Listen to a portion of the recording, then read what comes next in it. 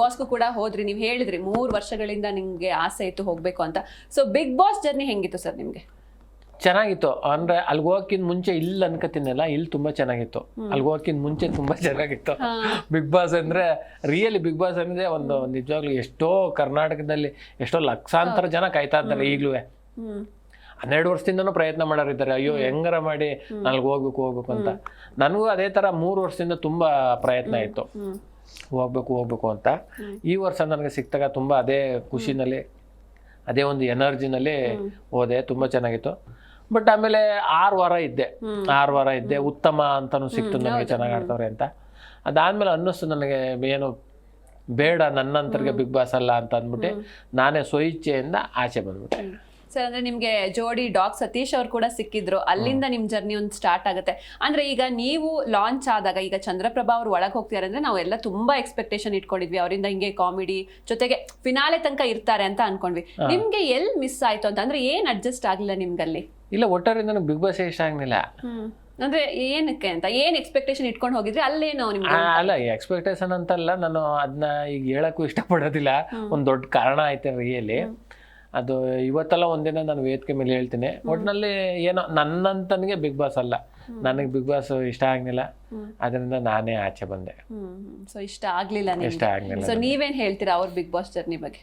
Ma'am ಅಂದ್ರೆ ಅವ್ರಿಗೊಂದು ಕನ್ಸಾಗಿತ್ತು ಲೈಫಲ್ಲಿ, ಬಿಗ್ ಬಾಸ್ ಮನೆಗೆ ಒಂದ್ಸಲ ಆದ್ರೂ ಹೋಗಿ ಬರ್ಬೇಕು ಕಣೆ ಅಂತ ಹೇಳ್ತಾ ಇರ್ತಾರೆ.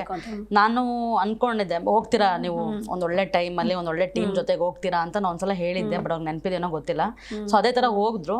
ಬಟ್ ನಮ್ಮ ಎಕ್ಸ್ಪೆಕ್ಟೇಷನ್ ಏನೋ ಅಲ್ಲೇ ಇರ್ಬೇಕಿತ್ತು, ಆಟ ಆಡ್ಬೇಕಿತ್ತು. ನಾವು ವಿಡಿಯೋ ಕೂಡ ಮಾಡಿ ಅವ್ರನ್ನ ಬೂಸ್ಟ್ ಮಾಡಿ ಎಲ್ಲ ಇತ್ತು. ಸೊ ಆಮೇಲೆ ಸುದೀಪ್ ಸರ್ನ ಜೊತೆಯಿಂದ ನೋಡ್ಬೇಕು, ಜೊತೆ ಆಕ್ಟಿಂಗ್ ಮಾಡ್ಬೇಕು ಅನ್ನೋದೆಲ್ಲ ಅವ್ರಿಗೆ ಮನ್ಸಲ್ಲಿ ಇತ್ತು. ಸೊ ಎಲ್ಲಾನು ಒಂದು ಅನುಭವಿಸಿದ್ದಾರೆ. ಬಟ್ ಅಲ್ಲೇನೋ ಅವ್ರಿಗೆ ಕಾರಣಾಂತರದಿಂದ ಏನೋ ಮನಸ್ಸು ಬೇಜಾರಾಗಿರಬಹುದು. ಸೊ ಅದು ನನ್ನ ಹತ್ರ ಹೇಳ್ಕೊಂಡಿದ್ದಾರೆ. ಬಟ್ ಆದ್ರೂ ಒಂದು ಒಳ್ಳೆ ಸಮಯ ಸಂದರ್ಭ ಬಂದಾಗ ಅವ್ರು ಹೇಳ್ಕೊಳಕ್ ಇಷ್ಟಪಡ್ತಾರೆ. ಸೊ ನೆಕ್ಸ್ಟ್ ಚಾನ್ಸ್ ಇದ್ರೆ ನೀವೇನಾದ್ರೂ ಹೋಗ್ತೀರಾ ಬಿಗ್ ಬಾಸ್ಗೆ? ಖಂಡಿತ ಹೋಗ್ತೀರಾ? ಪರ್ಮಿಷನ್ ಕೊಟ್ಟಿದ್ದೀರಾ ಅವ್ರಿಗೆ ಹೋಗಕ್ಕೆ?